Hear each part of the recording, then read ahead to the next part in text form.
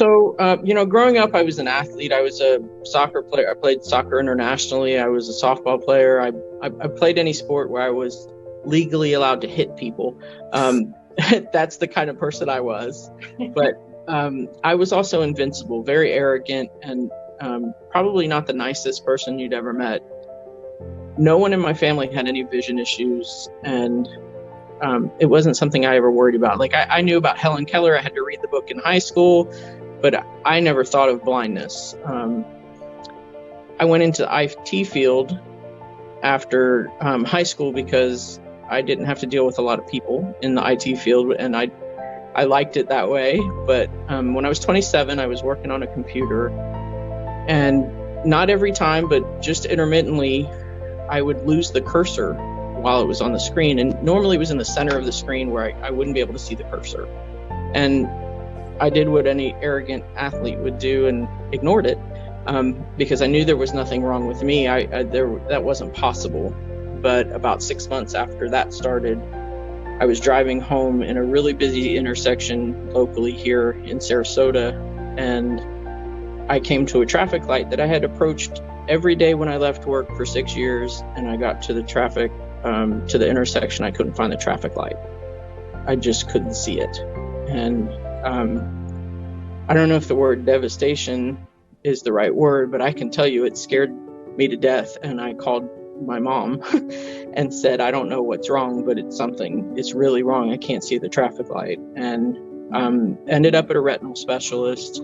They did a bunch of invasive testing. And the doctor walked in the room with my mother and I, and he said, well, Suzy, you have a rare eye disease called Stargardt's disease, and you're likely going to go blind. So we want you to schedule annual appointments to measure the progression. Thank you. And he walked out of the room. And to say I lost it was an understatement. I said words my mom had never heard out of my mouth before because I really didn't know what blind meant. And it changed every bit of my being. I had to stop playing ball. I had to I shouldn't have been driving, but I did. But a lot of people in Sarasota drive that shouldn't, so I was just one of them. But it made me a different person. I will tell you, within a few years of my diagnosis, I lost my 51-year-old mother to breast cancer after just 7 months. And one of our last conversations, she told me, Suzy, I really want you to find somebody who loves you for you and not what you have material-wise, because I made good money as an IT professional and I was selfish and I kept everything to myself. But 38 days after my mom passed away, I met my husband, and I thank my mom for that every day, because that man is a saint in every sense of the word. When I met him, I didn't immediately tell him something was going wrong with my eyes. But within 2 years of meeting him, I was legally blind, could not drive, I could not work, and in my mind, I could not live. So I spent a lot of time contemplating what my purpose was here. And we would walk down the street to the grocery store. We would live pretty close, but we'd walk down the street and I would hear the traffic. I couldn't see most of it, but I could hear it. And I had, more times than I'd like to mention, the thought of, if I just stepped off in front of the traffic, my husband would be free of my burden. And I really was a burden. He had to do everything with me. I couldn't go to a doctor's appointment alone. I was cutting my fingers when I tried to cook because I couldn't see. And then something changed, and I thought, look, this is ridiculous. There's got to be a way to live and be blind. So I found some resources on my own and ended up getting an internship at a place called Southeastern Guide Dogs. And I really thought I could joke around and say, hey, look, I'm going to be the blind leading the blind, but I had no idea what this place would do for me. And I'm going to try to scroll over here real quick to show you what happened. About 2.5 years after I started at Southeastern. Hi, buddy. Let me see here. This guy. Hi, buddy. This guy named Carson walked into my life and changed me forever.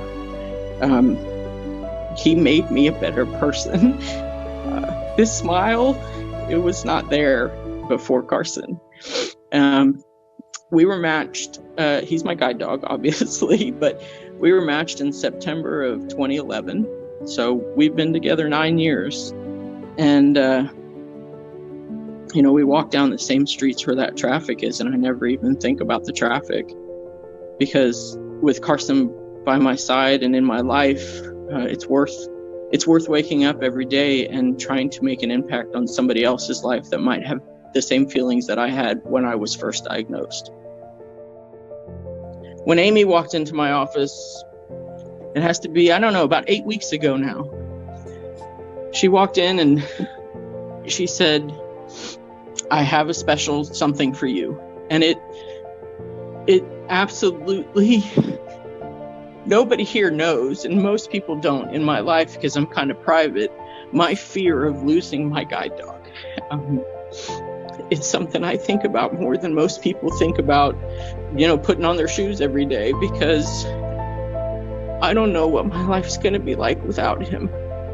So when Amy walked in here and said, "I have something for you and for Carson that's going to make him be a puppy again."